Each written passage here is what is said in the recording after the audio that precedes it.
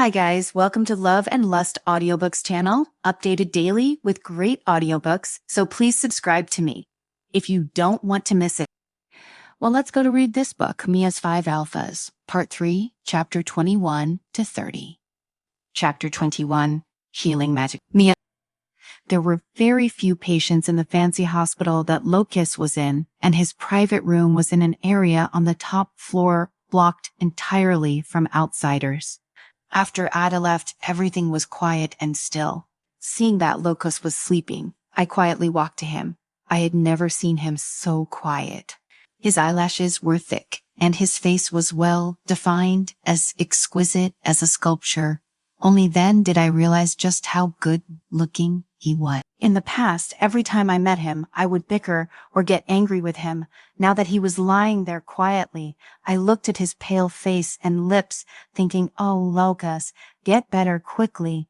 It doesn't matter if you bicker with me or make me angry again.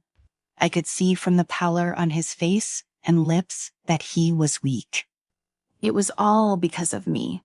If it hadn't been for him repairing that forgery, he wouldn't have hurt his vitality so much that the bad guys had a chance to take advantage of it. Thinking of this, I couldn't help but cry, touch his face, and whisper, I'm sorry. At this moment, his thick eyelashes fluttered. He slowly opened his eyes while I quickly lowered my head and wiped my tears. I smiled. You're awake. He smiled back and then frowned. Mia, did you have plastic surgery? What? I was baffled. Not only did you have plastic surgery, but you also turned yourself puffy-eyed. You're too ugly now, he said disdainfully.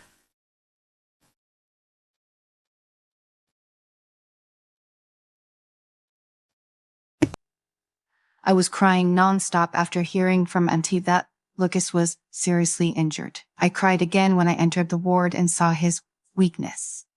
Now my eyes were swollen. He mocked that I was like a swollen peach and ugly. I was so angry that I pushed him hard. I heard him cry out instantly. He was sweating profusely and baring his teeth. It was evident that he was enduring great pain. What's wrong? I didn't push him that hard. Why was he in so much pain? I lifted his blanket. The pungent smell of blood rushed into my nose without warning. Blood was still seeping from the wounds on his body. Most terrifying of all, the blood was black. He endured the pain and still comforted me. Don't worry, I won't die for the time being. The person who cut me had poison on his blade and wanted to kill me, even if he couldn't kill me outright. He wanted to poison me to death. I don't know what poison it is, but the wound won't heal and keeps bleeding. Fortunately, the doctor temporarily stopped the poison from flowing into my heart. At this moment, the moon goddess necklace hanging around my neck was buzzing and vibrating, as if it wanted me to let it out. I remembered that necklace had saved Willard last time. It would also be able to save Locust this time. As expected, it shone brightly, casting purple over the entire ward. The purple light engulfed Locust and entered his wound. The wound gradually stopped bleeding, and his injury quickly became shallow and pale, astonishingly quickly. In the end, the damage completely disappeared. Looking at his dumbfounded expression, he touched his body. It did not hurt at all. He was overjoyed. This is the power of the moon goddess. Thank you, Mia. This time, he thanked me sincerely. Embarrassed, I said, it's not me doing anything. It's the power bestowed by the moon. Before I could finish, Locust suddenly leaned forward and kissed me on the lips. I closed my eyes and put my arm around him. He kissed me gently this time, tracing my lips slowly with his massaging my tongue with his. When my tongue caught up with him, his tongue quickly retreated. Then he promptly bit the tip of my tongue with his teeth. I let out a soft cry, but he took the opportunity to ask for more. As I was captivated by the game between our lips and teeth, I suddenly felt a chill at my waist. His agile hand darted to my back and gently pulled. My bra hook was instantly undone. I was shocked and quickly pressed his hand down to stop him from continuing. However, he grabbed my hand and reached for his lower body through his soft hospital gown. I felt something hot and hard. I was shocked and quickly pushed him away, then retreated aside to straighten my clothes. I didn't have to look in the mirror to know my hair was messy and my face red. He asked hoarsely, "Why don't you want me?" My mind was a mess, and I felt so confused. I didn't know why I was unwilling. I liked Locke. I was very engrossed in kissing him. I accepted his touch and kiss, but I still thought of Krell Simon. Willard. I must be an evil woman. Why would I be interested in so many men? Running away, I left the hospital and sat on the bench outside for a long time. A call came. I looked at the caller. It was Willard. To be honest, I couldn't stand another man asking me if I was okay. After some hesitation, I answered Willard's call. "It's your birthday tomorrow, a party. That's great. I'll definitely be there." Willard. Sometimes I thought Locus was stubborn. He pissed Mia off over a so-called worthless antique. I knew some of the things Mia had bought were fake, but so what? As long as she liked them herself. The clinic was very lively every day. I knew that the men who came to the clinic to work were all looking for opportunities to get close to Mia. But the silly girl was utterly unaware. There were times when I envied them for being able to express their love for her. But I could not. I could not let my feelings approach Mia. I knew Krell's feelings, so I could not dare to walk beside Mia. I could only stand behind her and watch her back. In everyone's eyes, I was probably just an invisible person. During dinner with Krell today, he suddenly reminded me, "Tomorrow is your birthday. How do you want to celebrate?" I was stunned. I had completely forgotten my birthday. He smiled and said, "You're too busy in the past. You were busy helping me with the company's matters. Now you're busy helping me take care of Mia. You can ask me for a big gift on your birthday." Instantly, I stated, "I'm not taking care of Mia for you." I hated it. When he said that, I had an independent mind. I did what I wanted, not as his spokesman. I continued, "I want a birthday party at my house. I want to invite everyone to my house." Krell was stunned for a moment before patting my shoulder. "All right," I said, "anything that would make you happy. I've been afraid to ask Mia out, and I haven't treated her to a meal. Consider this birthday as the moon goddess giving me a chance to walk up to Mia from behind and let everyone see me." Everyone attending the party arrived early and brought all kinds of gifts.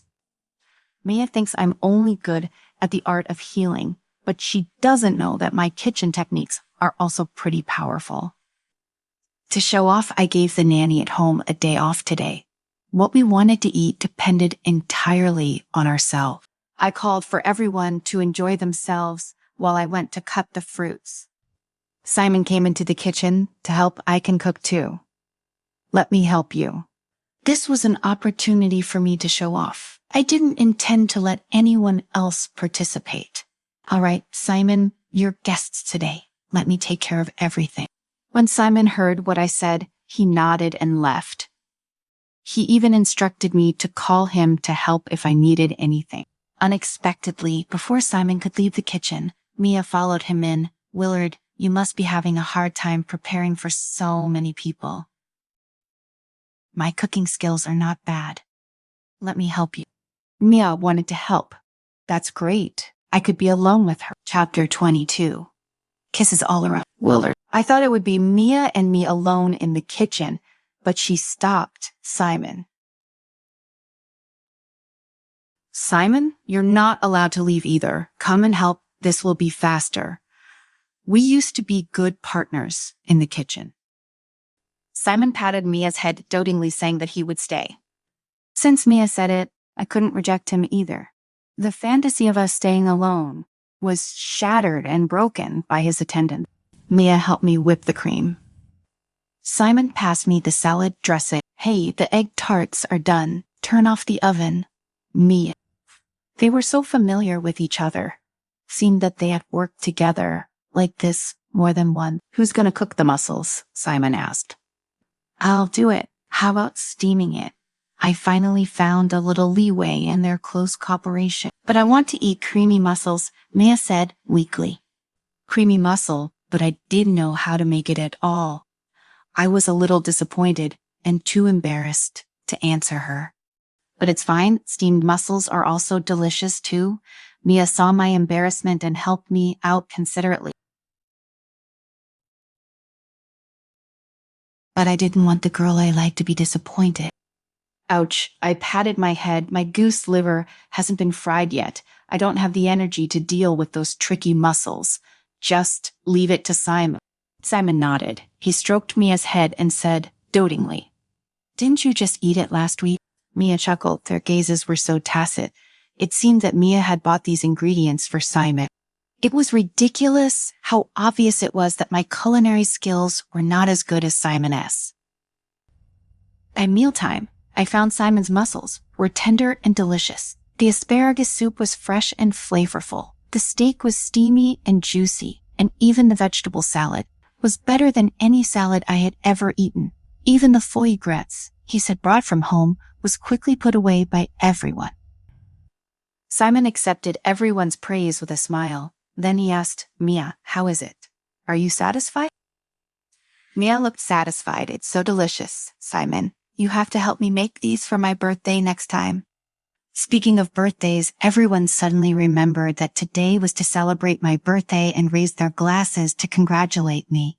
I forced a smile. Thank you for coming today. Curls smiled and toasted me alone. For so many years, you remember my birthday every year, but I'm often so busy that I forget your birthday. My brother. Mia's eyes widened in shock. What, Willard, your Krell's younger brother? Other than Mia, everyone present knew about this. Even Sophia said loudly, you're the only one who doesn't know. Previously, I saw that Willard listened to Krell and thought they were superiors and subordinate. Later, I overheard them talking in the clinic and discovered they were brothers. Mia, you really didn't know. Sophia's words made me feel uncomfortable. Did everyone notice that I listened to him? I only respected him. I was not controlled by him. I raised my glass, toasted Krell, and then drank it up with great displeasure. After the meal, everyone decided to have some fun. Mia suggested chess before Locust smiled and asked, do you even know how to play chess? Mia glanced at him. Do I look like I don't know how to play chess? She then smiled. No, I have no idea how to play it. Sophia, how about we be the audience and referee and watch the four boys play? Simon pretended to be depressed and said, I'm just an amateur at chess. We set up 2 sets of chess. First, we would decide on the winner. Then we would let the winner of each group compete and select the final winner. Locust smiled mysteriously. I think we should offer a bonus. The winner can get kisses from the 2 beautiful ladies present. Mia froze. She glared at Locust. I knew you never had any good ideas. However, Sophia suggested a new method. It's a friendly match. It's too unfair to the loser. Everyone applauded in agreement. I also found her idea very interesting. Mia patted Sophia in disbelief. So they will kiss us regardless of whether they win or lose. How many times are we going to be kissed today? Sophia whispered something to Mia, who blushed and scolded softly. You pervert. She wanted to chase after Sophia again, but Sophia dodged her. The opponent was decided by drawing lots in the end. Simon was paired with me, and Locust was paired with Krell. I felt relieved. It was a blessing that I wasn't in the group of Krell, who was a master at chess. No one in the entire Erenado was his mat. I wasn't sure what level Simon was at. After all, this was a magical man who seemed to know everything and could do everything to the best of his abilities. Mia. I didn't know who I wanted to win or lose. They were all people I cared about, and they had all kissed me before. It was just a little embarrassing to kiss in front of everyone. It's all Sophia's fault, she whispered to me just now. They're all hot boys that would make girls scream. I'm happy to be kissed by any one of them. They all like you and want to kiss you, but the remaining one has to kiss me. I was furious, but I didn't expect everyone to agree. Even the shyest Willard nodded. Hemph. These men, I looked at them, who were all focusing on me. A despicable thought suddenly surged in my heart. Admit it, you just don't want any of them to kiss Sophia. You want them to love you and kiss you. You want to have all the love. It's not like that. I'm not like that. I can't wait for them to leave me alone. I banished the thought, but I'd been flustered throughout the chess game. Sophia looked around and shouted, "Wow, Locus, you're amazing. That checkmate is simply perfect." Then she called Willard, "Be careful that Simon will defeat you with a 3-move checkmate." The players wanted her to be taken away immediately or watch the game quietly. Locus lost to Krell in the first round, and Willard finally used all his skills to checkmate Simon. Krell chose to kiss me without any suspense. Locus gritted his teeth and said, "I suggest you be more unexpected and not kiss her lip." Krell ignored him. He pulled me over and kissed me hard on the lips. He even paused for a while, as if he wanted to stick out his tongue, but someone pulled him away. "Don't go too far." I blushed while Krell licked his lips. Locus shook his head and scolded. "Krell, you're so shameless. Many people are here and you don't own my alone." Unsurprisingly, everyone designated Locus to kiss Sophia. Locus gently kissed Sophia's forehead. "Sophia, you're really a beautiful and cute girl." Our neck, but she still voiced her request. "Locus, what if I want you to kiss my lip?" Stunned, Locus cupped her face in his hands and kissed her lightly on the lips. Cheers sounded. I smiled along with them, but didn't feel good about it. What was wrong with me? I hadn't agreed when Locus wanted me, but why did I feel so bad when he kissed another girl? Then Willard solemnly cupped my face and gently kissed me on the lips before quickly letting go. Simon smiled and took Sophia's hand, giving her a gentle kiss on the back of her hand. Next, the winners of the 2 matches competed again. Willard looked very nervous. Carl looked at his brother with concern. "I can let you take 2 moves first." Willard shook his head and looked at his brother with bright eyes. "No need. I will fight for my pride." However, Kreddle was such a good chess player. He did not show mercy and defeated Willard with an absolute advantage in a short while. He looked at Willard. "It's good that you have great ambitions. I'll even help you with many things, but there are some things that you can't give up or share. Don't you think so?" Willard's face was pale and his lips trembled slightly. He did not say anything else. I didn't know what they were talking about, but I wanted to comfort him when I saw how sad Willard was. However, Karel hugged me and kissed me hard on the lip. The kiss wasn't affectionate, but it was overbearing. He let go of me before anyone could pull him away, but whispered in my ear, "I haven't kissed you in too long. I miss you so much. I'll make a mark on you someday." I was shocked. I didn't expect him to say such things on such an occasion. Before I could react, he quickly let go of me as if nothing had happened. He came to Willard and patted his shoulder. "It's just a chess match. Why do you care so much?" Sophia slowly walked to Willard and said aggrievedly, "Does kissing me make you suffer so much?" Willard quickly explained, No, Sophia, you've misunderstood." Sophia squatted down, held Willard's face, and gently planted a kiss on his lips. Willard was stunned for a moment. Then he hugged Sophia tightly, closed his eyes, and kissed her. I lowered my head. Why was I unhappy? Did I really want to monopolize the love of these good men? Why would I have such thoughts? Why would I be so selfish? Chapter 23. Portraits of the Moon Goddess. After being kissed by Sophia, Willard's mood was much better. He brought everyone to admire the portraits of the Moon Goddess that he had collected. These portraits came from all over the world, from different eras and packs. Everyone admired the Moon Goddess, but they had never seen her before. They used various methods to imagine her and express their admiration for her. In upper-class society, exchanging and gifting portraits of the moon goddess was the noblest way to socialize. I never thought that I would be able to see so many portraits of her at once. Some were still very new, and some were from long ago. The paintings hanging quietly on the wall might be signed by an artist who could shake the world and bring changes to the industry. It was fine only to see one painting, but when these dozens or hundreds of paintings appeared in front of me, for some reason, my tears fell uncontrollably. The moon goddess in those paintings looked different, but the common point was that she looked ahead kindly and compassionately. When they looked at me simultaneously, my entire soul trembled. The necklace around my neck also vibrated. It seemed as if it were about to crawl out of my clothes. Willard introduced the origins of these portraits and how he obtained them. I was engaged in his explanation and was no longer distracted by the portraits. I gradually calmed down, and the necklace seemed to have seen through my emotions. It also gradually calmed down and stopped vibrating.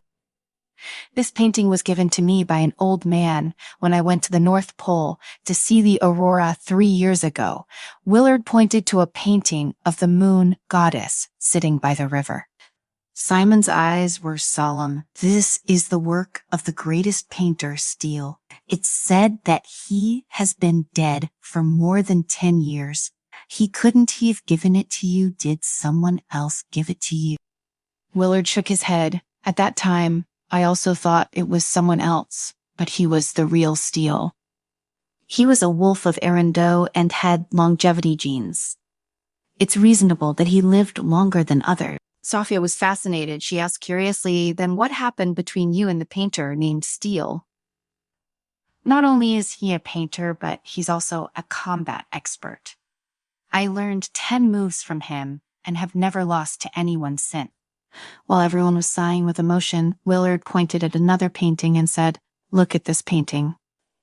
The moon goddess seems to be looking at the human world worriedly from the moon palace. This painting is... Before he could finish, I interrupted excitedly. Andre, also known as the king of paintings on earth, painted this. I stood far away from the painting and the artist's signature was tiny in the corner. I wasn't able to see it. I went forward and looked at the painting with joy in my eyes. I've seen a lot of Andre's paintings. His paintings are rich in color and the style is clear, but this painting is completely different from the past. Willard, do you know what? He looked troubled. I've never seen Andre in person, so I'm unsure how this painting was drawn. At this moment, Lucas laughed. However, I know how it was drawn. At that time, a child was only 1 year old and was incredibly naughty. His mother was exhausted from taking care of the child. She had just changed clean bed sheets, but the child poured paint on them when she turned around. She was so sad that she wanted to cry. The child's grandfather used his daughter's expression as a blueprint to draw this painting. That's right, I'm that child. Andre is my grandfather. Oh my God, Andre is your grandfather? He is my favorite painter when I was young. I copied Andre's paintings every day for a long time. My dream was to be a painter. Then I was too excited and asked Lucas, can you take me to visit Mr. Andre when you're free? Please. Lucas smiled mysteriously. Then you have to make me happy. Perhaps I'll bring you there when I'm in a good mood. Because my grandfather has a strange personality. Visiting him can hurt my vitality. Carell could not stand Lucas's smug look anymore. He patted Simon's shoulder and said, "Let's go. Let's take Sophia home. If we stay here any longer, I'm afraid I won't be able to resist hitting him." Is Sophia going home? I was too focused on the painting to notice this. Sophia sighed. The dessert shop I work at needs me back. I was so happy today that I forgot I have a part-time job besides my official one. Locust jokingly asked Krell, how low is your company's salary? The employees still have to get part-time job.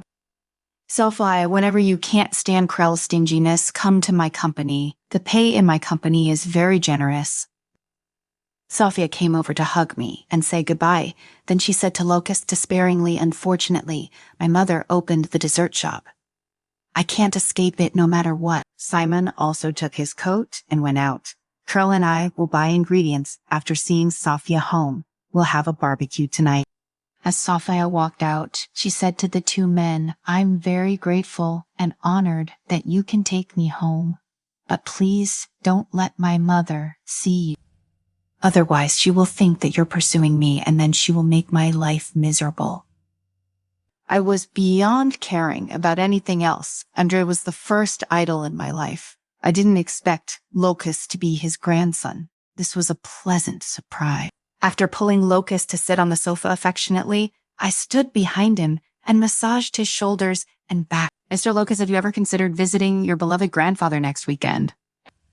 Locust smiled slyly. "I might be scolded if I visit him myself, but if I bring my girlfriend back, he might even draw a painting on the spot if it makes him happy." I was overjoyed. As I was about to say something, I heard Willard say, "Excuse me for a moment. I'm not feeling well. I'm going back to my room to rest." Willard's voice was cold, like I had never heard it before. I temporarily came out of the ecstasy of visiting. Andre looked at Willard's door worriedly and asked Locust, "Why is he suddenly not feeling well? Is he okay?" He had a face full of mystery that said he knew everything. He pulled me hard from behind the couch to the front. I almost fell, but he pulled me back out of fright. I wrapped my arms tightly around his neck. "What are you doing?" "You scared me." He rolled over and pinned me under him before I could figure out what was going on. He lowered his head and sweetly kissed my lips.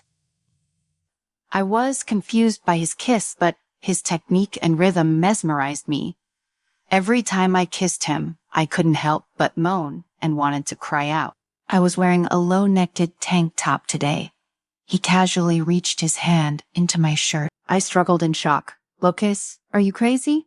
There's someone else here." He stopped and placed his hand on my chest, along with his fierce kisses. I felt that my face was covered in saliva. When I was dizzy from his kiss, he suddenly unhanded me and moved away from my body. Chapter 24, Sadness and Longing. Locust stood up, but his eyes were fixed on my lips. He looked like he hadn't had enough. "This is Willard's sofa. What a pity. If it were my sofa, you would not have the strength to walk out the door."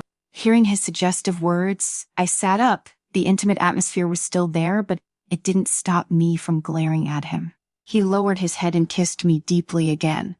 Then he said in a low voice, "You must stop before you go too far. I won't let you off if I find out that you have a more intimate relationship with him than me." He did not stay any longer and turned to leave.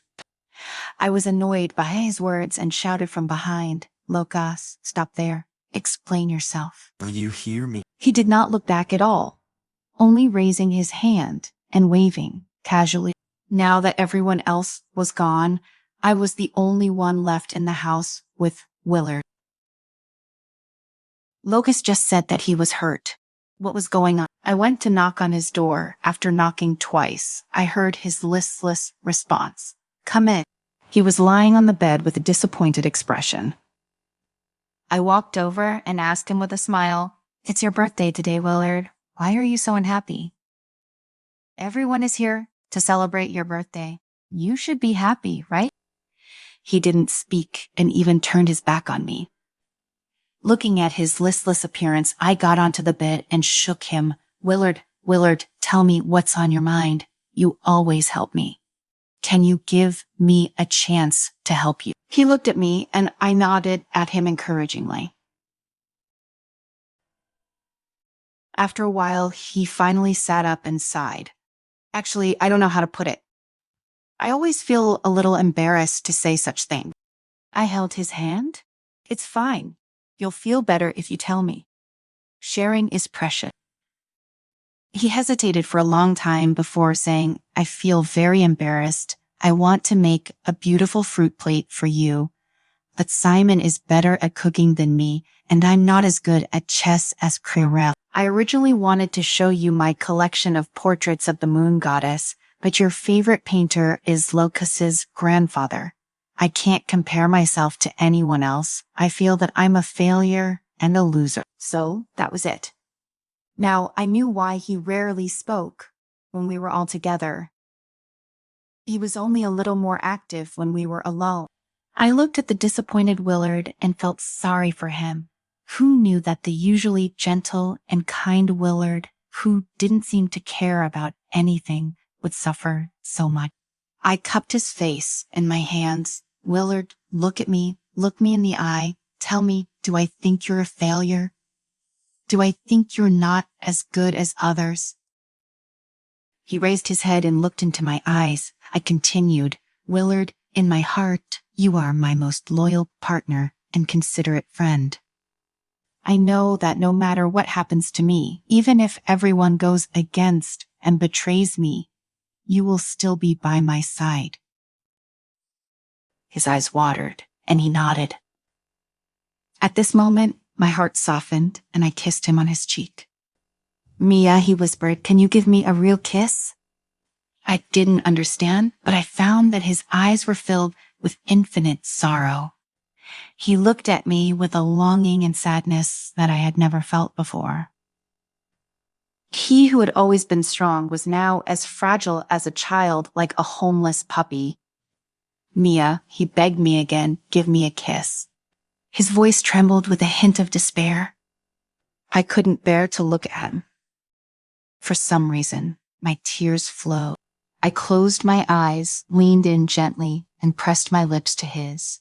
He didn't expect me to do this, but he reacted immediately. He held the back of my head with one hand and my chin with the other, deepening the kiss. He gently traced my lips with his tongue and explored my mouth with the tip of his tongue. At this moment, there was a clear knock on the door. Corell's voice came from outside. Willard, are you inside? We stopped moving at once, and the stagnant air began to flow. Krussel's voice came from outside again. Willard, I've thought about what you said when we were playing chess just now. Perhaps I was too strict with you in the past sometimes. I only valued my thoughts and ignored yours. When you were young, you needed protection. Perhaps those methods were suitable, but you're already an adult now. Moreover, you silently helped me with many things now.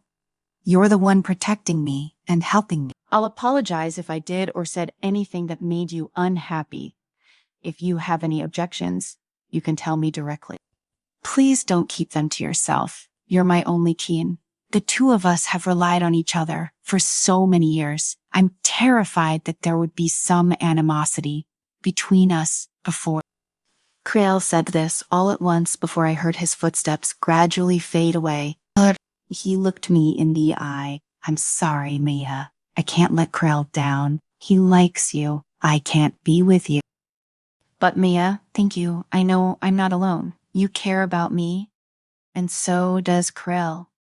That's enough. I'll remember and cherish the taste of this kiss for the rest of my life, he said and stretched out his arms to hug me. Then he stood up and left the room. Because everyone had something on and left, there was no barbecue.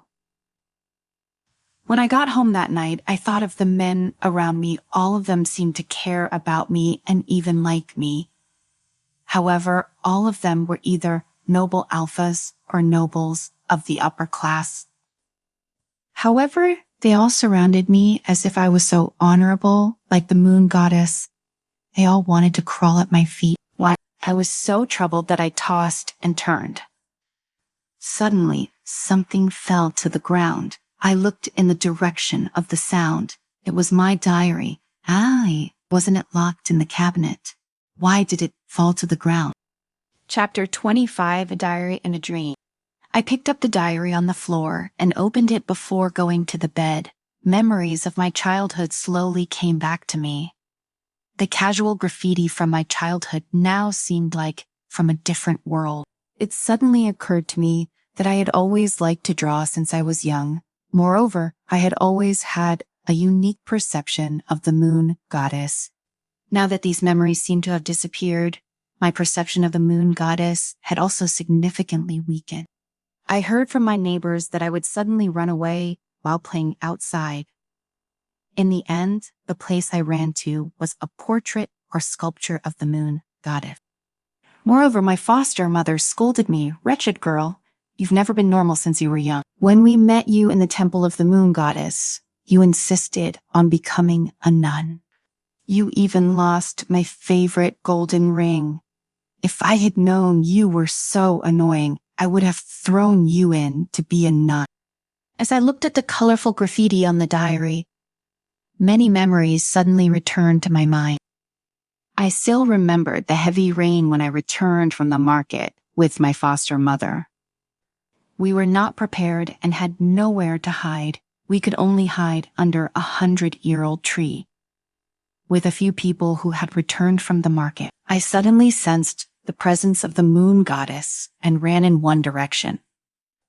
My foster mother chased me over, and we walked out of a very inconspicuous forest before seeing the temple of the moon goddess, where we ate hot noodles and soup and slept well.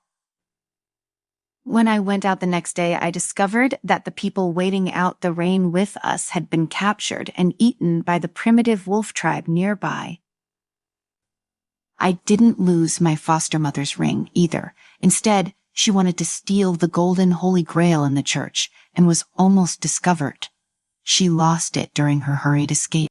Thinking of this, I couldn't help but cry.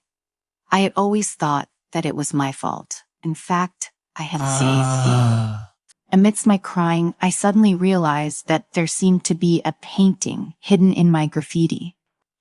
I wiped my eyes curiously and wanted to take a closer look. Unexpectedly, the more I looked, the blurrier my vision became. A wolf's head gradually appeared in the painting and pounced at my face. Startled, I sat up with a shriek. Cold sweat covered my body. Only then did I realize that I had been dreaming. My childhood memories in the dream were real, but I didn't have a diary. Unable to fall asleep again, I quickly opened the cabinet. From the innermost corner, I found the diary I hadn't taken out for a long time. I opened the diary page with trepidation unexpectedly. Although no wolf was pouncing out like in my dream, I saw a map. I drew out the map with bold strokes and realized that the graffiti meant that there was a place in the deepest part of the forest where the lichen's treasure was buried. Whoever obtained the treasure would be blessed by the moon goddess and fulfill a wish. The next day I called and invited the boys to my house for dinner. My clinic didn't open. I spent the entire day preparing good food to feed them.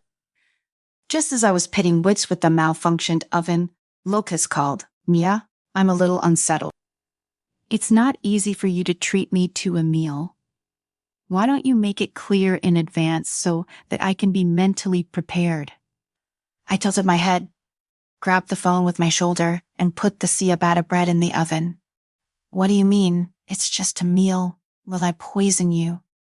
Locust chuckled softly. "I don't know that. I think you hate me, especially. Perhaps you want to murder your husband." "Oh, boo. Get lost. If you don't want to eat, forget it.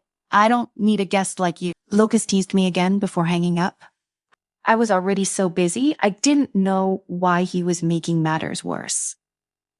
I had just marinated the steak and was resting on the sofa when the doorbell rang. Looking at the time, it was still early before dinner. Who could not wait to come if I was not wrong? It should be Simon or the delivery man. My dryer was broken, and he said a few days ago that he would ask someone to send a new one. I opened the door with a smile on my face and froze. Why was it him? I instinctively wanted to slam the door shut, but the person had already predicted my movement. He pushed hard and squeezed past me to enter. My body trembled slightly. "What are you doing here?" He sized up my home without restraint, then turned around and revealed a lascivious smile. "My daughter, Mia, I haven't seen you home for so many days. Daddy misses you too much." That's right. The person who suddenly barged into my house was my foster father. my nightmare, for more than 10 years. He approached me step by step. No wonder you didn't go home. You're living in such a good house now. Have you become the mistress of a rich man? Is that the man who beat me up and took you away? He's rich. I don't think he'll mind sponsoring your poor father. I immediately understood what he was thinking. I mustered my courage and sneered. Simon is not ordinary. Don't even think about extorting him. Besides, he's just taking pity on me by lending me a house. The house has nothing to do with me. He shrugged. I thought you were just a gold digger, but now it seems you do love him. But no matter what, I really miss you after not seeing you for so long. When I went to find a prostitute, my mind was filled with your appearance. Are you happy with that rich man? You must be a very experienced woman. Now, why don't you give it a try with me? Although I'm a little older, I'm not inferior to young people in bed. It will make you happy and unable to leave me. As he spoke, he pounced on me. I was on guard by hiding a small skillet behind me and slashed at his head with the skillet when he pounced on me. Unexpectedly, his neck tilted and he dodged out of the way. I was shocked, and he snatched away the frying pan in my hand, threw it aside, locked my hands behind my head, and kissed my face brutally. In the past, he was more or less scrupulous. Although he touched me, he wouldn't dare to use force if I resisted strongly today. For some reason, he was so tough. I turned my face away, but he kissed my neck. The wet feeling made me feel so disgusted that I almost vomited. Oh my God, am I going to be bullied by this bastard today? I raised my knee, intending to give him a fatal blow. However, he predicted my movements and sandwiched my legs between his. He even rubbed his lower body against mine. The heavy breathing came from his throat, seemingly threatening to eat me alive. No, I screamed inside. Who can save me? Suddenly, he stopped. Then he let out a scream, like a pig being slaughtered, and fell to the ground. I looked and saw Simon with bloodshot eyes.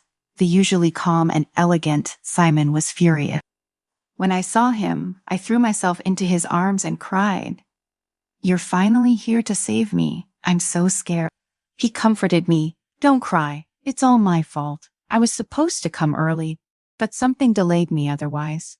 He wouldn't have barged in. Finishing, he let go of me and looked coldly at my foster father, who was lying on the ground with blood all over his head. Only then did I realize that two masked men in black were standing behind him. Simon waved his hand, and the two men in black dragged my foster father out. He begged for mercy too loudly and was kicked in the head by a man in black. Then he stopped moving. Simon hugged me. I could hear his steady and strong heartbeat. Slowly, I stopped being nervous. He looked at my reddened eyes and whispered, "Mia." Then he kissed me. Suddenly, the door opened and a voice cried in alarm, "What are you doing?" It turned out to be Lucas, followed by Krell. I quickly straightened my clothes and said awkwardly, "The roasted base is almost done. I'll take a look." I left for the kitchen. However, Krell grabbed my arm. His face darkened. "What's that on your neck?" "What is it?" I subconsciously glanced at the mirror and realized that Simon had sucked a hickey on my neck. I blushed, and Krell looked even worse. He grabbed one of my arms to stop me from leaving and continued, "You called me here to see this." At this moment, Simon came over and grabbed my other hand. It's her freedom to do whatever she wants with whoever she wants. What right do you have to question her like that? Simon had always been gentle and refined. He rarely got mad. Krell was stunned at this moment. The door opened and Willard came. Looking at the tense situation and the strange atmosphere, he glanced around and scratched his head as he asked me, "Damn, didn't you say you were going to find the treasure?" "Yes, although I said I wanted to treat them to a meal. I didn't tell everyone my real purpose. I was afraid that they would disagree. So I only told Willard." As expected, the few people who were initially at daggers drawn asked curiously, "What treasure?" After I told them my plan, there was silence. What happened? What happened to them all? After a long time, Locust spoke first. "Those who agree to go to the forest to look for treasure, please raise your hand." I quickly raised my hand and realized that only Willard raised his hand with me. "The idea of a forest treasure hunt may sound exciting," said Locust, "but it's too dangerous for you to go." Krill also said coldly, "There are wild beasts and savages in the forest, and there are all kinds of danger. You're going to search for treasure just because of a dream. Isn't that too childish?" Simon shook his head and said, "Mia, I'll buy you whatever you like. It's just a wish. I can fulfill any of your wishes." I was infuriated by their conceit. I only consulted them about anything because I treated them as friends, but they were rudely interfering with my decisions. I hated it.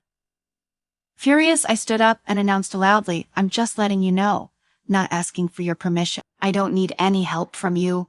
I'll talk to Willard, the only one who supports me when anything happens." I looked at the stunned men and pointed at the door. "Please leave, everyone." Seeing that I was furious and had even ordered them to leave, they looked at each other and Locust suddenly laughed. "Since you insist on going, you must bring me along." Krell did not speak but pulled me into his arms abruptly. Chapter 26. Forces Beef. My heart was pounding in my chest. Why did Krell hug me in his arms without asking for my permission? Everyone was watching us. "Mia, choose me." Krell pressed his lips close to my ear. He spoke so softly that only I could hear him. He even licked my earlobe, which made my breath catch in my chest and my face turn scarlet. The tip of Krell's tongue left my earlobe after that quick lick. He didn't do anything else, but I felt as if my earlobe was on fire. "That's not fair," I whispered, hooking Krell's pinky finger with my own. However, Krell did not seem to think much of it. He just squeezed my palm teasingly. Kretel let go of Mia. Locust glared at Kretel and pulled me away from Kretel. Locust pulled so hard that I lost my balance for a moment and fell awkwardly into Locust's arms. Well, Locust was wearing a men's fragrance which smelled as elegant and noble as Locust himself. The scent engulfed me momentarily, taking over my senses. Krell looked at Locust coldly. He seemed to be ready to fight with Locust right then and there. "What is wrong with you? Why did you do that?" Krell asked coldly. Mia leaned into me herself. I didn't expect her to be so eager. Locust spread his hands and placed his right hand on my shoulder. He rubbed my smooth shoulder with his palm. Simon, who had always been good-tempered, suddenly shouted, "Enough, this is madness. Since you're all cheating, I'm not going to follow the rules either." Simon suddenly took my hand and dragged me into his arms. He was completely different from his usual gentle self. It reminded me of the day in the Luna building when he told me his feeling. Willard lowered his head and whispered, "I'm the one who has always supported Mia." His voice was extremely wounded, which made my heart soften. Yeah, it was Willard who stayed with me when I was at my saddest. But Krell, Locust, and Simon were also very good to me. They had all helped me. I was in a dilemma. I felt like I was a piece of silk being pulled in different directions by each of them and was about to break into pieces. However, I couldn't choose any of them, afraid that I'd be torn apart. "Why don't we all just go together?" Willard suddenly looked up and smiled at me. My heart fluttered to realize that he had suggested the perfect solution. However, his smile seemed a little bitter, like a kindergarten kid who had to share his toys with others to please the adults. His expression made me feel really sad and kind of guilty. But I had to admit that Willard's suggestion was indeed the most suitable. "Let's go together. Stop arguing. Let's leave as soon as possible." I agreed out loud to Willard's suggestion. After gathering food and supplies, we set off that same day. I had no idea what awaited us. We encountered many difficulties along the way, Venomous snakes, ferocious beasts, storms, and swamp, but nothing compared to the dangerous beasts in front of us. Now, the wind howled, blew up leaves and dust, and brought them among the stone tablets surrounding us. It was like the sound of a horn calling forth warriors to boost their strength and morale. 4 giant wolves with shiny fur that swayed in the wind stood in front, guarding me from the ferocious beasts that stood opposite them. The 4 giant wolves were covered in short fur of different colors. Their teeth were sharp and slender. It looked like they could pierce through skin as if it were butter. I stood behind the giant wolves that Krell, Simon, Locust, and Willard had transformed into. I frowned. I wanted to transform into my wolf form and fight alongside them, but they said that they wanted to keep me safe to heal them from any injuries.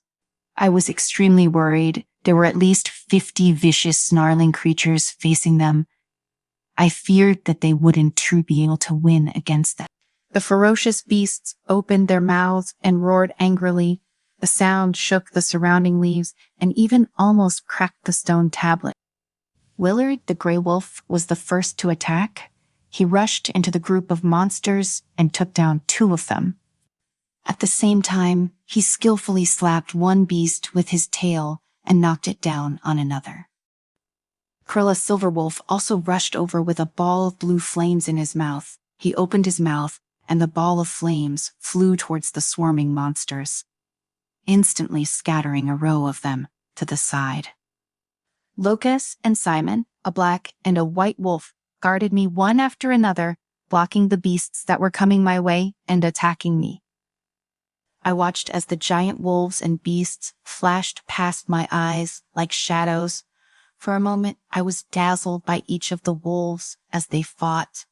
They were indeed the elites and leaders of their packs. They were actually so powerful that they each fought with 10 beasts on their own. Suddenly, there was a loud bang in the distance. I turned around and saw a monster standing beside our black Suvol with a huge package in its mouth. I looked at the package in the beast's mouth and was shocked. It was eating our luggage and supplies. I could not let it ruin our supplies. Without a thought in my head, I transformed into a huge snow-white wolf, leaving the protection of Locust and Simon to reach that ferocious beast. I heard Locust and Simon roar in unison. I knew that they were really worried about me. I confronted the beast, staring at it through the wrecked car. I opened my mouth and showed my fangs to the beast, wanting to scare it away because I knew that my combat strength was nowhere near strong enough, and I was far from able to defeat it. The beast wasn't fooled. It jumped onto the SUV and raised its front paws, ready to take me down. I deftly dodged its attack and bit the package in its mouth. I pulled with almost all my strength, but it didn't move. The beast was angered by my actions and became even more irritated. It forcefully pulled the package to the side. I lost my grip. Mia Simon shifted to human form and shouted. I was slammed to the ground. It hurt so much. It also caused a big noise which attracted the attention of the other 4. The beast was about to swing the package again, but I immediately recovered from the pain. I stretched out my front claws and swiped at the package with a ripping sound. The package split open. Most of the supplies were now in my mouth. There was only a piece of cloth left in the beast's mouth. It worked. I was overjoyed and waved the supplies in my mouth at the other 4. Mia, watch your back, Simon shouted to me again. I quickly turned around and saw the bloody mouth of that ferocious beast. I suddenly dodged to the right, but it was already too late. My front leg was cut by the beast's fangs, and blood flowed out uncontrollably. Mia, hurry! Locust shifted this time and shouted before he and Simon shifted back into wolves to fight the beast. The 4 of them were tied up by the fight and couldn't tears get to me. As long as I could bring the supplies back to Locust and Simon, I would be safe. I fought through the pain and ran toward Locust. I was getting closer and closer to Locust. I just needed to be a little closer to guarantee the safety of the supply. When I was just one step away from reaching Locust, I felt something undercut my hind leg. The beast caught me. I tried my best to break free, but my leg felt like it was tied to an immovable cinder block. I couldn't move, no matter how hard I tried. I looked behind me. The beast had reached me. It opened its mouth wide, and I knew that if it bit down, I would lose both of my legs. I was desperate. What could I do? I did not have the strength to kick away the beast. Suddenly, a silver wolf charged at the ferocious beast and knocked it away. Krell saved me. With my legs free, I quickly ran into Locust and Simon. Everyone once again fought in their original formation. During this period, Locust was hit in the shoulder by a large claw. It was obvious that this made him weaker than before. I looked at Locust's body, which was weakened because of his injuries, and got really worried. I wanted to heal him. Finally, all of the ferocious beasts were all killed by us. Their corpses turned into black dust and scattered in the air as if they had never been here. We all transformed back to human form. Locust, come here. I waved at Locust. I wanted to heal him. I don't think so. You're also weak now. Locust frowned at my bleeding arm.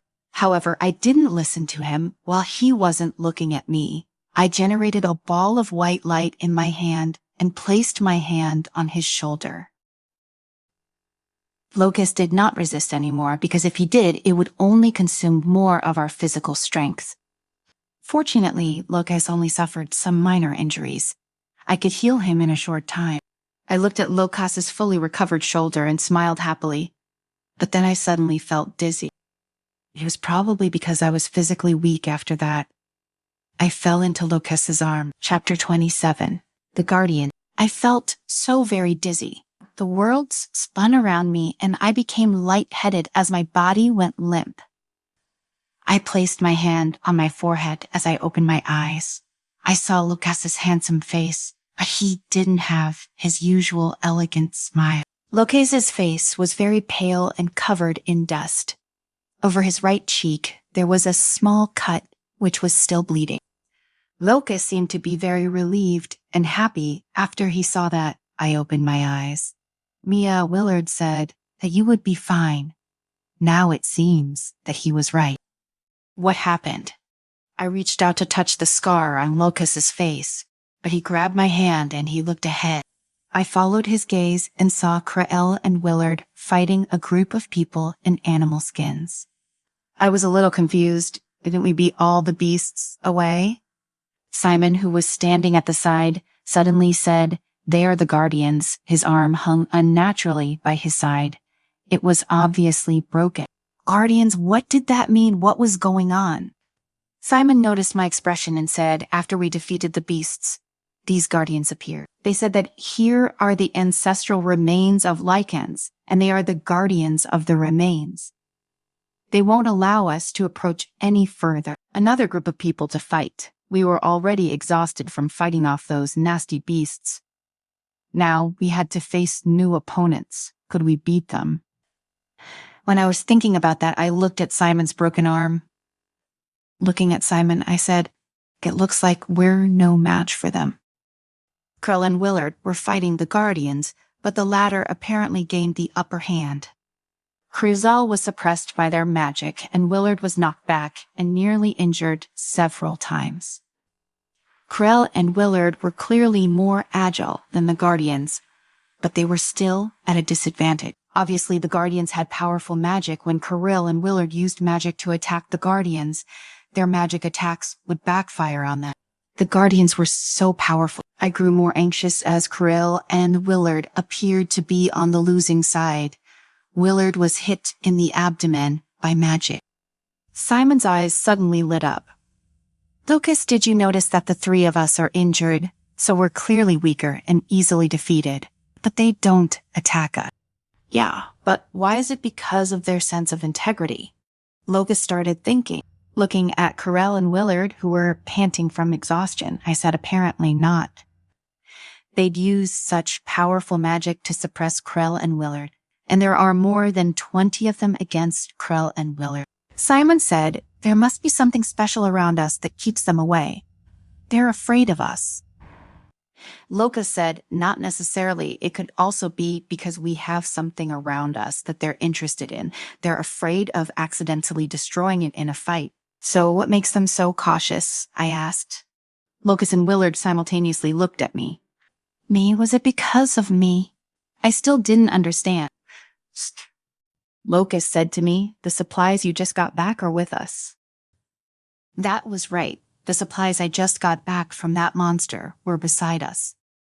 They must be interested in our supply. Negotiate, Simon asked Loka. Since it can be solved with money, why not?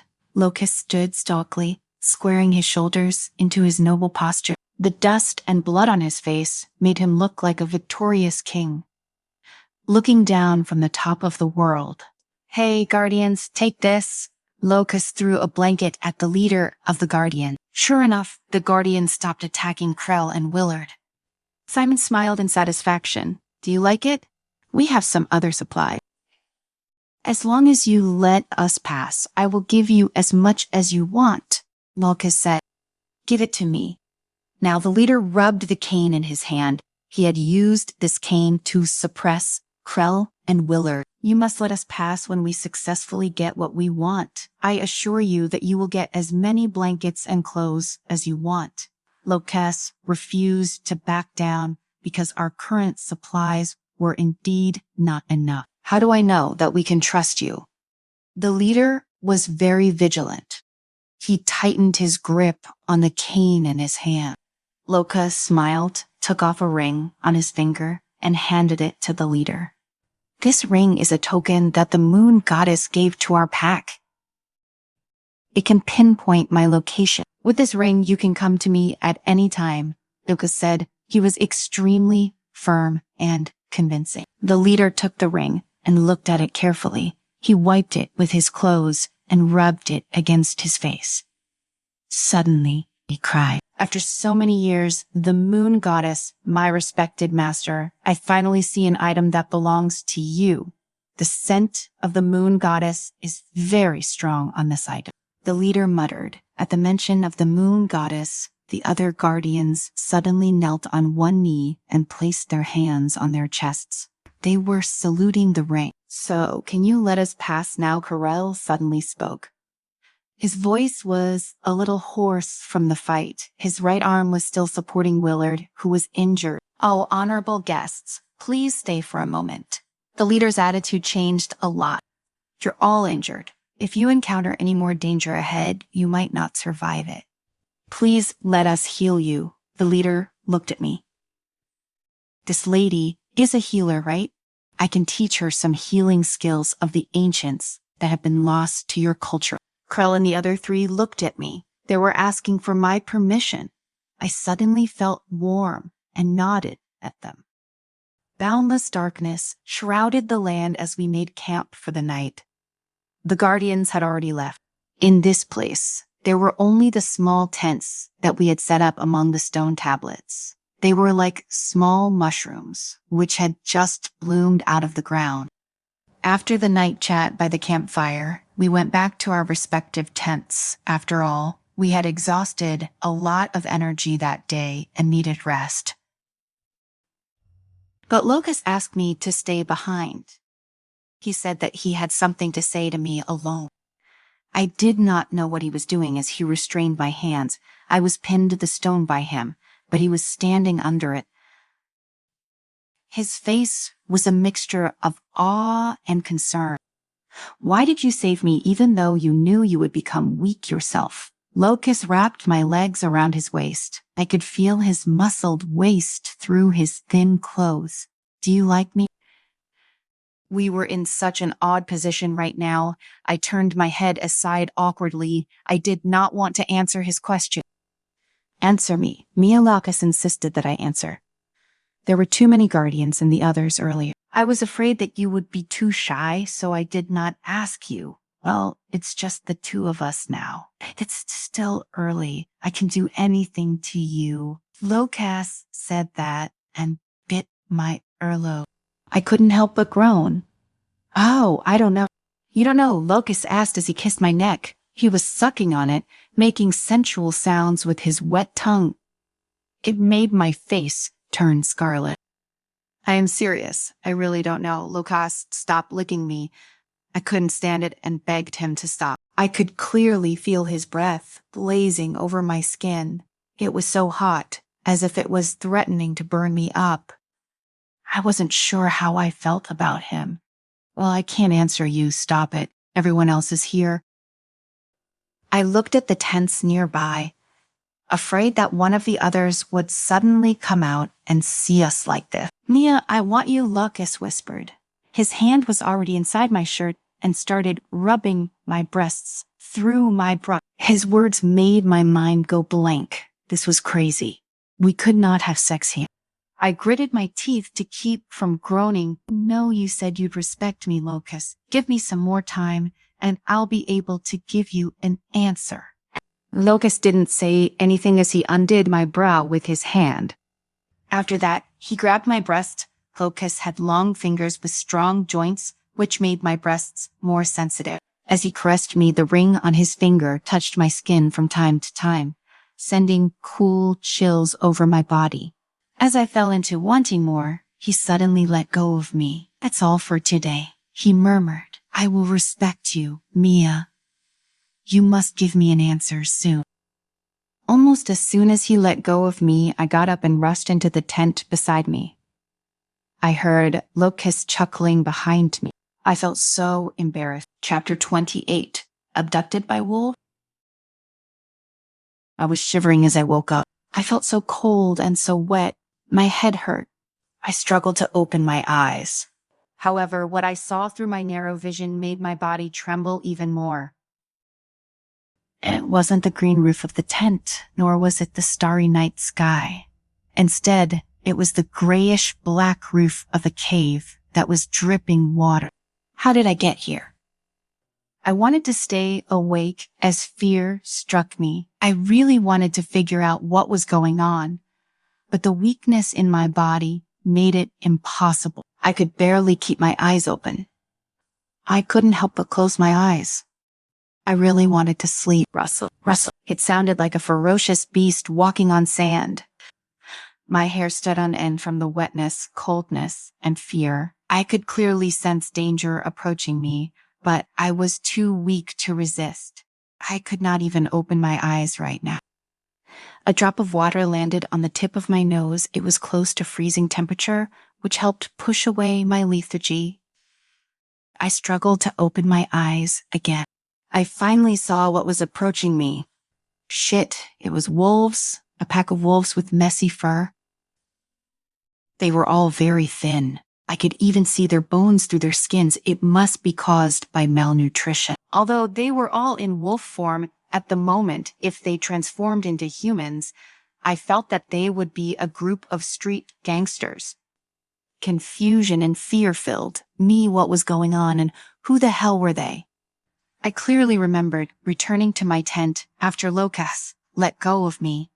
I remembered that I failed to calm down for a long time, and at that time, my breasts were still hot because of Locust's touch. Then what? What happened? Then I seemed to get kind of sleepy. Almost instantly, I fell into a deep sleep. Oh no, in fact, I became unconscious. I also smelled a strange fragrance. Oh, right, the fragrance. I seemed to have smelled that kind of fragrance before. It wasn't perfume, nor was it from food. It was more like the smell of some kind of drug. Yeah, it was the smell of a kind of drug. It was a knockout drug I had read about in medical books. One could not smell anything until he was unconscious. They could only smell that fragrance when they was unconscious. I was drugged. That realization made me feel even more scared. I was drugged by a group of people I didn't know, and I was in their nest. I didn't know what they wanted. I didn't know where the others were or how to protect myself. Why did they drug me? What would they do to me? I was overwhelmed by fear. I couldn't stop trembling. I heard them begin to talk about something. What was it? This made me even more anxious. I accidentally touched a rock beside me. This sound alarmed a pack of wolves in front of me. They all turned their heads and gave me spooky looks. Their eyes glowed with a ghostly green light, as if they wanted to eat me. I even saw a skinny wolf lick his dry yellowed fang. Were they too hungry? I suddenly pitied them a little at the same time. In order to protect myself, I stretched out my hand and made a huge circle. Then I pointed at my mouth, which meant that as long as you guys didn't eat me, I would give you a lot of food. I stared at them because I did not want to miss their response. But they laughed mockingly. Their curled lips seemed to say, "Hey, don't be naive. How can we do such a thing? Because we're hungry." So what did they want? A lean wolf walked up to me. He was the biggest of the pack, probably their leader. He put his nose to my neck and sniffed something. I thought he was going to eat me, and I did not know why. I thought so. I clasped my hands together and begged him to let me go. But he ignored me. He kept his nose down, sniffing my collarbone until it stopped between my breasts. I squirmed uncomfortably, but he held me down. He used his claw to tear my shirt, and then some of my shirt buttons fell to the floor. My shirt hung half off my arm. I felt very ashamed. Why did he tear up my clothes? I suddenly thought of my foster father and the customer who had molested me. I had a bad feeling at that moment, which sent terror through my veins. I hurriedly pulled my shirt back together. I didn't want so many wolves to see my body. That didn't help. The lean wolf pulled my shirt down again and motioned for some other lean wolves behind him to press my hands and feet to the cold and wet ground. I began to struggle violently. I flailed my feet, but because I had just been drugged, I was too weak to break free. No, I didn't want this. I didn't want him to do that to me. I wanted to resist again, but I felt that something had fallen off my neck. The lean wolf took my moon goddess necklace. Hell no, that was the only thing my biological mother left me. I didn't know why I suddenly felt a surge of strength and became very strong. I actually broke free from the restraints of 4 thin wolves at once. I didn't think even a man with 10 times my strength could do that. I didn't have time to be shocked by what just happened. I immediately pounced on the wolf who had taken my necklace, but I felt like I was being dragged by something. I turned around and saw 4 wolves biting my clothes. Of course, I failed and was smashed to the ground. I felt like my internal organs had shifted and were about to be dislocated.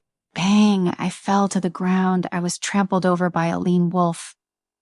He was looking at his leader. He seemed to be asking for his leader's permission. The leader waved his front claws at him. This wolf seemed to have received a precious gift. He howled at the leader, then impatiently released me and pressed me under him. My shirt was completely torn off. The cold made me shiver, but what happened next made me shiver even more. My body hurt. My head hurt too. I had just used up my strength to attack them just now.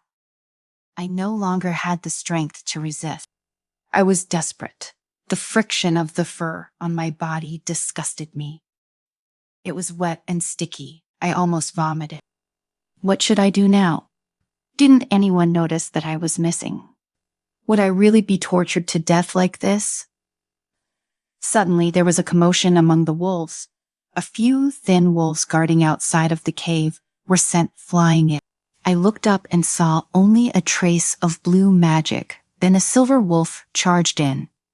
It was Krill. He came here to save me. Krell, save me, Krell, I shouted like a drowning person clinging to a life buoy. Krell was clearly attracted by my shouting. He looked at me with shock, and then he frantically beat the lean wolf on me to the ground with blue flames. The thin wolves came back to their senses from Krell's sudden attack. They approached Krell and instantly surrounded him. There seemed to be 100 huge wolves. Krell crashed into the surrounding thin wolves. Then 5 or 6 of them were knocked to the ground. They covered their stomachs and wailed on the ground. There was a blue light in Krell's eyes. He was like a bloodthirsty beast. He was invincible. All the thin wolves that approached him were knocked down and could not get up. However, gradually, Krell's movements became slower and slower. It was obvious that he had expended a lot of physical strength. There were still half of the wolves left around him. Krell roared and charged at a few more thin wolves, although he successfully knocked them down. His back was bitten, and blood stained his shiny fur. My heart beat really fast, and my face was tense with worry. Krell was still fighting, but the wound on his back made him move even slower. He had to lick his wound every time he knocked down a thin wolf. 1 down, 2 down. The skinny wolves fell one by one, and Krell got 2 more wounds on his body. One was on his hind legs, and the other was on his chest. Blood gushed out like water. He seemed to have been soaked in blood. Krell could not walk steadily. There was only the leader of the wolves. "Krell, are you okay?" I asked worriedly. Krell smiled at me and then charged toward the leader. Blood splattered everywhere. The blood even splattered on my face. Krell had been bitten on the neck, and the blood kept spurting from his neck. Bang, this was the first time this imposing man actually fell down. "Krell," I cried out as I struggled to rush to Krell. Krell roared, and I knew it was meant to stop me again. I saw wisps of blue light emanate from his body before converging into a huge blue fireball. Then it flew toward the last thin wolf. With a bang, the wolf instantly turned into ashes. Krell, I looked at Krell with some joy. We were finally safe. However, Krell closed his eyes. He seemed to have stopped breathing. Chapter 29, First Time Together. Krell, I staggered to Krell. I stroked the fur on Krell's body. It was wet and cold. The blood on his body stained my hand. It was as red as the setting sun. It seemed that Krell had died. My hands were trembling badly. I kept gathering white light and caressed his body. I couldn't help frowning. He had just knocked down the leader with his last bit of strength. "Krell," I shouted. Krell's eyelashes moved, and then there was no response. After checking Krell's entire body, I condensed a ball of white light in my palm to heal him. It was the healing method that the Guardians had taught me. It had to work. Krell, you have to survive. Moon Goddess, please bless us." I prayed in my mind, but my hands couldn't stop shaking because my instincts told me that Krell was close to death. There was only a slim chance that he would survive. At the thought of this, I couldn't help but take a deep breath. I said to myself, "Mia, you can't think that way. You can do it. Krell can do it too. You two will be safe." The positive psychological hints seemed to have worked. I felt the light in my palm suddenly become much stronger and warmer. Suddenly, Krell's entire body was enveloped by the white light. I was blinded by this white light. About a minute later, the white light disappeared. I saw Krell lying on the ground, naked and covered in wounds. Krell's physical condition was good enough for him to transform into a human. It worked. Seeing this, I was very happy. I ignored the sweat on my head, the immense fatigue, and the pain in my body. I gathered the white light in my hand again. Suddenly, my hand was held by a pair of larger hands. They were not warm or strong as before, but I could still feel the calluses on his hand. Krell said to me, "Mia, don't waste time on me. You have to survive. Please just leave me here." His voice was very soft and weak. "No, Krell, I won't leave you." I held Krell's hand tightly. I was afraid that he would just die here. Silly girl, Krell smiled at me, however. It seemed that it was also difficult for him to smile. Seeing him smile, I smiled with him. He was actually willing to die for me. Krell, listen to me." I suddenly stopped, seeing Krell's handsome face. I continued, "I love you." "What did you say?" Krell's eyes suddenly lit up. I held his hand to my face so that he could feel my presence clearly. I said, "I love you, so you must survive." We must both get out of here alive. I saw that my words were effective and hastily repeated them, and I could not hold back my tears. All right, I'll definitely survive. And Krell tried to respond to me, but he was gradually closing his eyes. Karel, hold on, don't close your eyes. Please, don't. I didn't know what to say. I was terrified that Karel would die like this. Karel's hand fell off mine. My heart suddenly missed a beat. I put my trembling hand under Krell's nose. There was no breath. Krell was no longer breathing. Krell, I yelled. Krell. I shouted his name over and over again. I shook his shoulder, hoping he would respond. However, the person in my arms was like an empty shell. No matter how I shouted, there was no response. Great sadness overwhelmed me. I was consumed with grief, which made it seem impossible to breathe. I was lost in my grief. I even wanted to die with Krell. I touched Krell's face, trying to see his face clearly, but the cave became really dark. No matter how hard I tried, I couldn't feel Krell's presence. Krell. I couldn't help but close my eyes and search my mind for memories of Krell. There were tears, laughter, and ambiguity. We had long been intimate. Suddenly, a white light passed through my eyelids. I opened my eyes. I saw the source of the light. It was my moon goddess necklace. It was glowing. I reached out for it, and a warm current spread from my palm to my entire body. I seemed to know how to save Krell. Almost instinctively, I undressed and took Krell in my arms. We were totally naked, to ensure that my skin was fully exposed to heat. I felt like I was filled with power, like a powerful god. This made me feel like I could do anything. I started to activate my skill, and Krell and I were surrounded by warm light. It was so warm and comfortable. I felt like I was in a hot spring. The cold was dispelled, and my body no longer hurt. A pair of big hands wrapped around my waist. They were strong, hot, and rough. Oh, they were Krell hands. I opened my tearful eyes and finally saw the face I had been thinking about. Krell, is it really you? I raised my hand to touch Krell's face, but he held my hand and placed it on his chest. Baby, you should put your hand here. I felt it. I felt the rhythmic heartbeat of Krell. It was true. It was absolutely true. Krell was talking to me. I couldn't help but cry again. Why are you crying? Shouldn't you be laughing? Krell stuck out his tongue and licked away the tears on my face. Happy tears. Do you remember what you just said? Krell suddenly asked. What? All I could remember was that I was really sad. Krell suddenly leaned close to my ear and said, You just said you love me. He said that word by word, which made me feel kind of embarrassed. He asked me again, Do you admit it? Krell suddenly bit my earlobe. Think carefully before you say anything. I admit it. I couldn't stand his nibbling. It was like a feather scratching my breasts. May I? Krell's voice was very sexy and his body was really hot. Are you on fire? I didn't know why I said this. Krell smiled and rubbed my lower abdomen, which turned me on. Then, are you going to put out the fire for me? Krell's voice was very low. His moves were turning me on. Krell said, Mia, I want you. I noticed that he was breathing really fast. I just wanted him right then, too. I nodded in response to Krell. Krell picked me up and walked to a stone platform in the cave.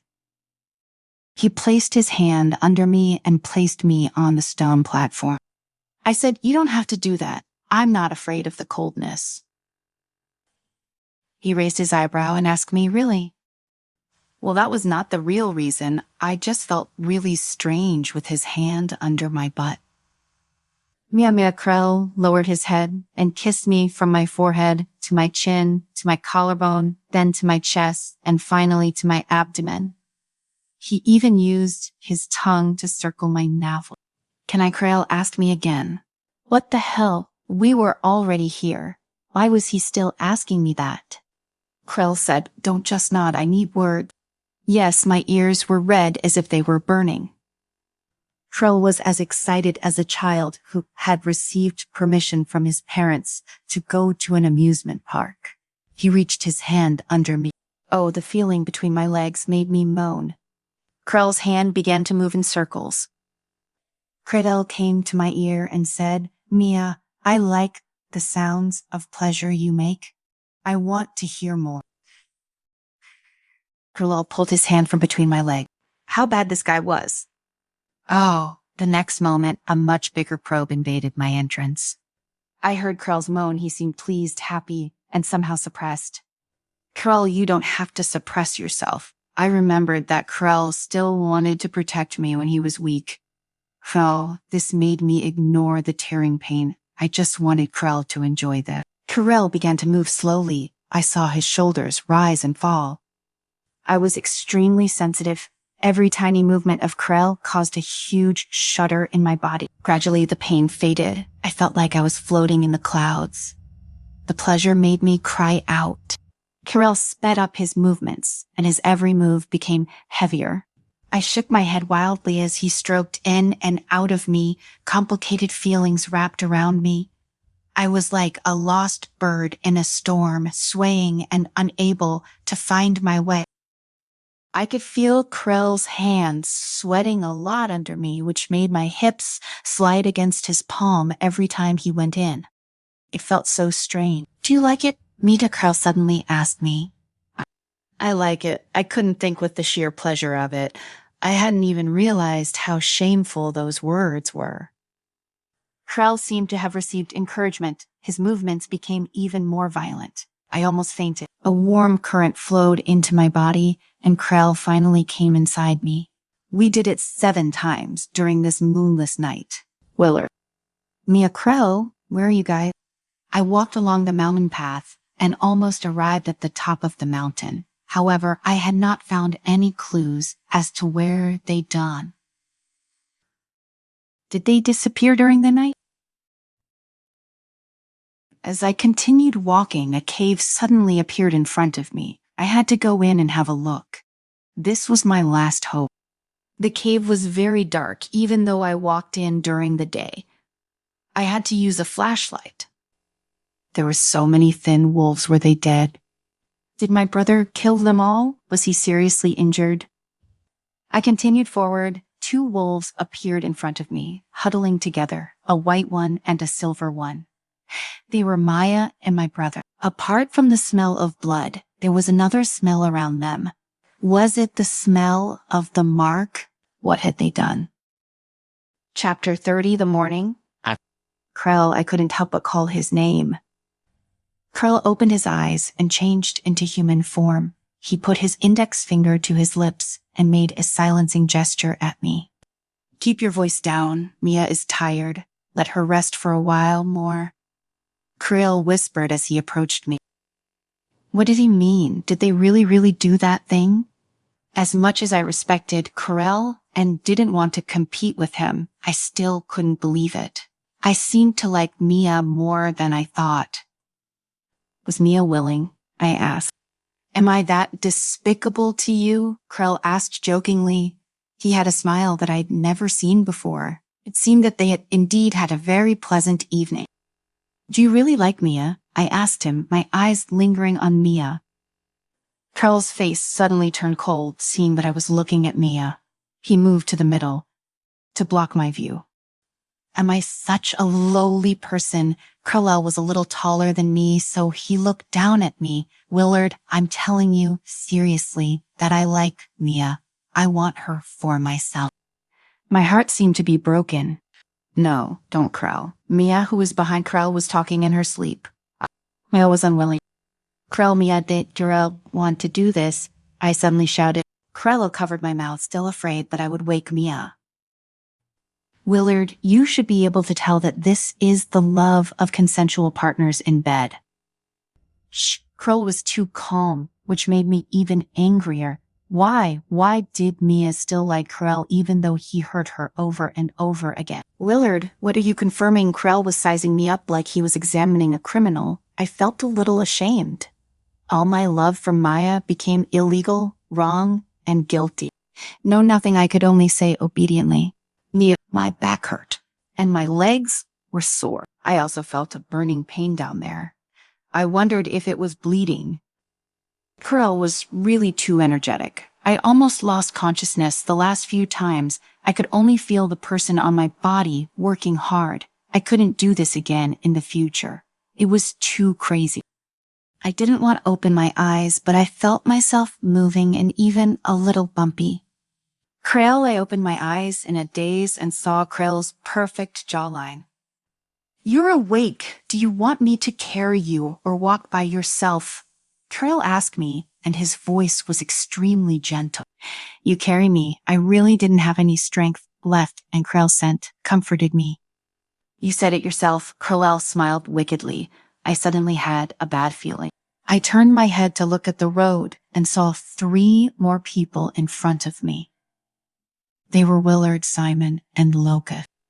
When did they arrive? Did they already know what Krell and I did? Well, I was incoherent. This was so embarrassing. I didn't even dare to recall the scene last night. Krell and I were almost one in the cave. In such a cold environment, we were sweating profusely. The sound of the water under us fused with my moans. I threw away all my shame last night. Krell moved his lips to my ear and blew. He was teasing me again. My body seemed to have become more sensitive to him. After last night, I actually arched my body to respond to him, frightened by my reaction. I quickly lowered my head and buried it in Krell's chest. "Hey," Krell chuckled. "Don't worry, no one knows." Krell did it on purpose and wanted to make a fool of me. I punched Krell's chest unhappily. "Hey, Krell, why are you walking so slowly? How about let me carry Mia?" Simon shouted at Krell from the front. "No need," Krell replied. I looked ahead. Simon and Locust had already turned around and walked forward.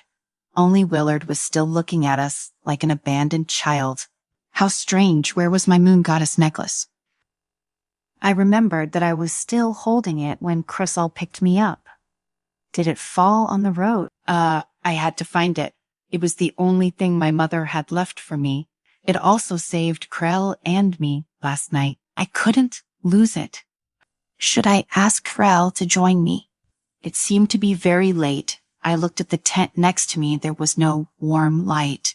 It seemed that Krell was already asleep, so I'd better not disturb him. I finally decided to find the necklace myself. A waning moon hung in the sky like the scythe of death, with a biting cold light. I walked on the mountain road against the cold wind, searching for the familiar moon goddess necklace with my flashlight. The grass by the road swayed with the wind, rustling like a beast wandering. I couldn't help but shiver. This wasn't a good feeling. I kept walking forward. Rustle, rustle. The sound became louder and louder, but the wind clearly did not become stronger. I couldn't help but quicken my pace, but the rustling sound followed me like a shadow, as if it was deliberately tailing me. It went fast when I was fast, but when I slowed down, it also followed sweet. I felt that things were getting worse. Who's hiding behind me? I summoned up the courage to shout. The thing in the dark seemed to be enraged by my discovery, and the rustling sound became chaotic. A 6-foot-tall monster rushed out of the grass. It was covered in long fur, making it impossible to see its face. Instinctively, I ran forward. My skill was healing, and I was not good at fighting so much that it was hard enough for me to subdue a skinny wolf, let alone a big monster like that. Unexpectedly, although this monster looked big and heavy, it ran much faster than I did. Soon, it was less than 10 feet away from me. I didn't dare to stop for fear that it would catch me if I slowed down. I shouted inwardly, "Faster, faster, I have to get rid of this monster." Suddenly, my collar tightened. The monster grabbed my collar and pulled it up.